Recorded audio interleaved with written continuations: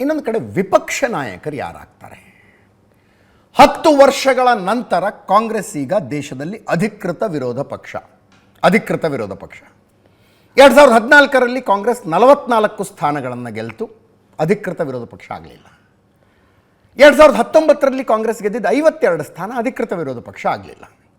ಅಧಿಕೃತ ವಿರೋಧ ಪಕ್ಷ ಆಗಬೇಕು ಅಂದರೆ ಸಂಸತ್ತಿನ ಒಟ್ಟು ಬಲದ 10% ಸಂಸದರನ್ನು ಹೊಂದಿರಬೇಕು.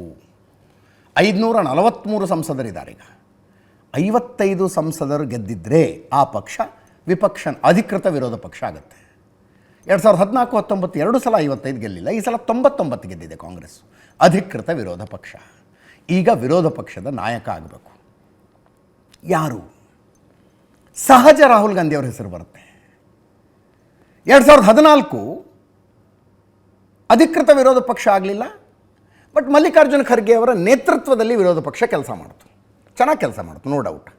2019ರಲ್ಲಿ ಮಲ್ಲಿಕಾರ್ಜುನ ಖರ್ಗೆ ಕಲಬುರಗಿನ ಸೋತುಬಿಟ್ರು, ಅವರು ಪಾರ್ಲಿಮೆಂಟಿಗೆ ಬರಲೇ ಇಲ್ಲ. ಮತ್ತಾರು ವಿರೋಧ ಪಕ್ಷದ ನಾಯಕ? 2014ರಲ್ಲೂ ರಾಹುಲ್ ಗಾಂಧಿ ಆಗಬಹುದಾಗಿತ್ತು, ಬಟ್ ಮಲ್ಲಿಕಾರ್ಜುನ ಖರ್ಗೆ ಅವ್ರನ್ನ ಮಾಡಿದ್ರು. 2019ರಲ್ಲೂ ರಾಹುಲ್ ಗಾಂಧಿ ಆಗಬಹುದಾಗಿತ್ತು. ಅಧಿಕೃತ ವಿರೋಧ ಪಕ್ಷ ಆಗದೇ ಇದ್ರೇನ್ರಿ I will lead the team ಅಂತ. I will lead the team, captain without a designation. ಹಂಗಾಗಲಿಲ್ಲ, ಒಪ್ಕೊಳ್ಳಿಲ್ಲ ಅವರು. ಅಧೀರ್ ರಂಜನ್ ಚೌಧರಿ 2019ರಲ್ಲಿ ವಿಪಕ್ಷ ನಾಯಕರಾದರು.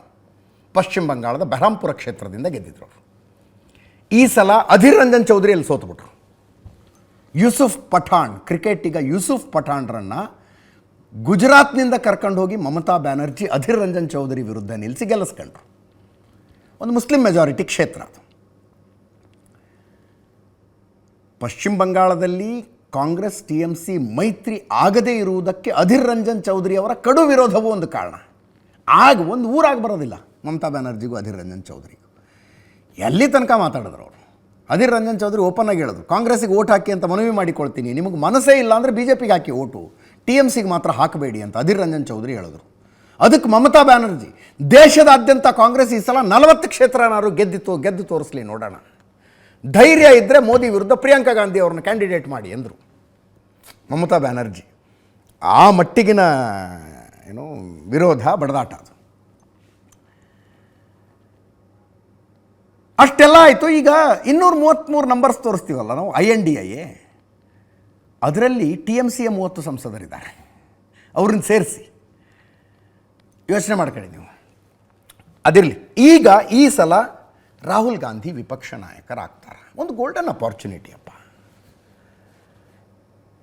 ಒಲ್ಲೆ ಅಂತಿದ್ದಾರಂಥವ್ರು, ನಾನು ಆಗೋದಿಲ್ಲ ಅಂತಿದ್ದಾರಂತೆ. ಒಂದೇ ಸಲ ಪ್ರಧಾನಿನೇ ಆಗಬೇಕು ಅನ್ನೋ ಲೆಕ್ಕಾಚಾರ ಇದೆಯಾ ಏನೋ ಗೊತ್ತಿಲ್ಲ. ರಾಯ್ಬರೇಲಿ ಮತ್ತು ವಯನಾಡು ಎರಡೂ ಕಡೆ 3 ಲಕ್ಷಕ್ಕಿಂತ ಹೆಚ್ಚು ಮತಗಳ ಅಂತರದಿಂದ ಗೆದ್ದಿದ್ದಾರೆ. ನಾನು ವಿಪಕ್ಷ ನಾಯಕ ಆಗೋದಕ್ಕೆ ಒಲ್ಲೆ ಅಂತಿದ್ದಾರಂತೆ. ಕಾಂಗ್ರೆಸ್ ಕನ್ವಿನ್ಸ್ ಮಾಡಬೇಕು ಅವರಿಗೆ. ಮುಂದಿನ ಸಲನೋ ಅದ್ರ ಮುಂದಿನ ಸಲ ಒಂದು ಅವಕಾಶ ಅಂತ ಬಂದರೆ ಪ್ರಧಾನಮಂತ್ರಿ ಆಗೋದಕ್ಕೆ ಒಂದು ಎಕ್ಸ್ಪೀರಿಯನ್ಸ್ ಅಂತ ಇರಬೇಕಲ್ಲ. ಈಗ ಜವಾಹರ್ಲಾಲ್ ನೆಹರು ನಂತರ ಇಂದಿರಾ ಗಾಂಧಿ ಪ್ರಧಾನಿ ಆದರು. ಆದರೆ ಇಂದಿರಾ ಗಾಂಧಿ ಪ್ರಧಾನಿ ಆಗೋದಕ್ಕಿಂತ ಮುಂಚೆ ಲಾಲ್ ಬಹದ್ದೂರ್ ಶಾಸ್ತ್ರಿ ಅವರ ಕ್ಯಾಬಿನೆಟ್ನಲ್ಲಿ ವಾರ್ತಾ ಮತ್ತು ಪ್ರಚಾರ ಇಲಾಖೆಯ ಸಚಿವೆಯಾಗಿ ಕೆಲಸ ಮಾಡಿದ್ರು ಅವರು. ಆನ್ ಹ್ಯಾಂಡ್ ಎಕ್ಸ್ಪೀರಿಯನ್ಸ್ ಬೇಕಲ್ಲ. ಆ ಲೆಕ್ಕಾಚಾರದ ಪ್ರಕಾರ ಮನಮೋಹನ್ ಸಿಂಗ್ ಕ್ಯಾಬಿನೆಟ್ನಲ್ಲೇ ರಾಹುಲ್ ಗಾಂಧಿ ಏನಾರು ಒಂದು ಜವಾಬ್ದಾರಿ ತಗೋಬೇಕಾಗಿತ್ತು. ಒಂದು ಆನ್ ಹ್ಯಾಂಡ್ ಎಕ್ಸ್ಪೀರಿಯನ್ಸ್ ಸಿಗ್ತಿತ್ತು, ವರ್ಕಿಂಗ್ ಎಕ್ಸ್ಪೀರಿಯನ್ಸ್ ಆಗಿರೋದು. ಈ ಸಲ ವಿಪಕ್ಷ ನಾಯಕ ಆಗೋದಿಲ್ಲ ಅಂತಾರಂತೆ. ರಾಹುಲ್ ಗಾಂಧಿ ಅಲ್ಲದೇ ಇದ್ದರೆ ಯಾರು ಅನ್ನೋ ಪ್ರಶ್ನೆ ಬಂದಾಗ ಶಶಿ ಥರೂರ್ ಹೆಸರು ಬರ್ತಾ ಇದೆ. ತ್ರಿವೇಂದ್ರಂನಲ್ಲಿ ಗೆದ್ದಿದ್ದಾರೆ. 16-17 ಸಾವಿರ ಮತಗಳ ಅಂತರದಿಂದ ರಾಜೀವ್ ಚಂದ್ರಶೇಖರ್ ವಿರುದ್ಧ ಶಶಿ ಥರೂರ್ ಗೆದ್ದಿದ್ದಾರೆ. ಅವರಾಗಬಹುದು. KC ವೇಣುಗೋಪಾಲ್ ಕೇರಳದಲ್ಲೇ ಅಲಪ್ಪಿಯಿಂದ ಗೆದ್ದಿದ್ದಾರೆ, ಅವರಾಗಬಹುದು ಅಂತಿದೆ. ಇನ್ನೊಬ್ಬರು ಗೌರವ್ ಗೊಗೋಯ್ ಜೊಹರಾತ್ ಕ್ಷೇತ್ರ, ಅಸ್ಸಾಂನ ಜೊಹರಾತ್ನಿಂದ ಗೆದ್ದಿದ್ದಾರೆ. ಲಾಸ್ಟ್ ಟೈಮು ವಿಪಕ್ಷದ ಉಪನಾಯಕರಾಗಿದ್ದರು ಗೌರವ್ ಗೊಗೋಯ್. ಇವರಾಗಬಹುದಾ? ಚರ್ಚೆಗಳು ನಡೀತಾ ಇದೆ. ಯಾರಾಗ್ತಾರೋ ಗೊತ್ತಿಲ್ಲ. ಕಾಂಗ್ರೆಸ್ ತುಂಬ ಬಲವಾಗಿರುವ ರಾಜ್ಯದಿಂದ ಆಯ್ಕೆ ಆದರೆ ಅವ್ರದ್ದೊಂದು ಮಾತನಾಡುವ ಸ್ಟ್ರೆಂಗ್ತ್ ಚೆನ್ನಾಗಿರುತ್ತೆ. ಆ ಲೆಕ್ಕಾಚಾರದಲ್ಲಿ ಶಶಿ ಥರೂರ್ ಅಥವಾ ವೇಣುಗೋಪಾಲ್ಗೆ ಚಾನ್ಸಸ್ ಜಾಸ್ತಿ ಇದೆ. ಕೇರಳದಲ್ಲಿ ಕಾಂಗ್ರೆಸ್ ಸ್ಟ್ರಾಂಗ್ ಇದೆ. ಈ ಮಧ್ಯೆ INDIA ಮೈತ್ರಿಕೂಟದವರೆಲ್ಲ ಸೇರಿ ಮೀಟಿಂಗ್ ಮಾಡಿದ್ರು, ಏನು ಮಾಡೋಣ ಮುಂದೆ ಅಂತ. ಆ ಮೀಟಿಂಗ್ನಲ್ಲಿ ಕಾಂಗ್ರೆಸ್ಸಿನ ಅಭಿಪ್ರಾಯ ಒಂದು ರಚನಾತ್ಮಕ ವಿರೋಧ ಪಕ್ಷವಾಗಿ ಆ್ಯಕ್ಟಿವ್ ಆಗಿ ಕೆಲಸ ಮಾಡೋಣ, ಸ್ಟ್ರಾಂಗ್ ಇದ್ದೀವಿ ಈ ಸಲ ಅಂತ. ಇನ್ನು ಕೆಲವರು ಇಲ್ಲ, ಒಂದು ಎಫರ್ಟ್ ಮಾಡೋಣ, ಒಂದು ಪ್ರಯತ್ನ ಮಾಡೋಣ ಸರ್ಕಾರ ರಚನೆಗೆ ಅಂತ. ಈ ವಿಷಯದಲ್ಲಿ ಸ್ವಲ್ಪ ಗೊಂದಲ ಆಗಿದೆ ಅಂತ ಕೆಲವರು ಹೇಳ್ತಾ ಇದ್ದಾರೆ. ಯಾರ್ಯಾರು ಬರ್ತಾರೋ ಸೆಳೆಯೋಣ, ನಿತೀಶ್ ಕುಮಾರ್ಗೆ ಏನಾರು ಆಫರ್ ಕೊಡೋಣ, ಚಂದ್ರಬಾಬು ನಾಯ್ಡುಗೆ ಏನಾರು ಆಫರ್ ಕೊಡೋಣ, ಇತರರನ್ನೆಲ್ಲ ನಮ್ಮ ಜೊತೆಗೆ ಸೇರಿಸಿಕೊಂಡು ಸರ್ಕಾರ ರಚಿಸುವ ಒಂದು ಪ್ರಯತ್ನ ಮಾಡೋಣ ಅಂತ. ಕಾಂಗ್ರೆಸ್ಸಿಗೆ ಅದು ಮನಸ್ಸಿಲ್ಲ. ಯಾರ್ಯಾರೋ ಬಂದು ನಮ್ಮ ಇರುವ ಮೈತ್ರಿಕೂಟ ಹಾಳಾಗೋದು ಬೇಡ,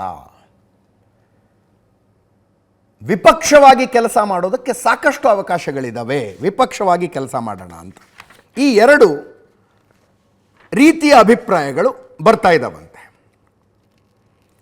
ಬೇರೆಯವರನ್ನು ನಮ್ಮ ಕಡೆ ಸೆಳೆದುಕೊಂಡು ಅವರ ಮಾತು ಹೇಳ್ಕೊಂಡು ಅವರ ಮಾತಿಗೆ ತಕ್ಕನಾಗಿ ಕುಣಿಯೋದು ಬೇಡ.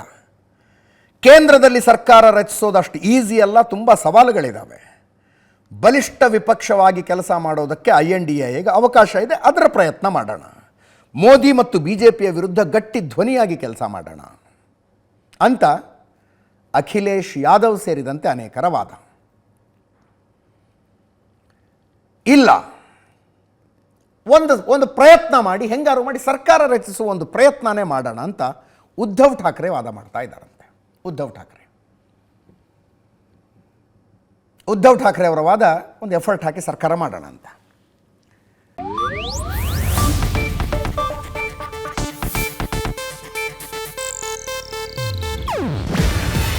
ಇದು ಏಷ್ಯಾನೆಟ್ ನ್ಯೂಸ್ ನೆಟ್ವರ್ಕ್ ಪ್ರಸ್ತುತಿ.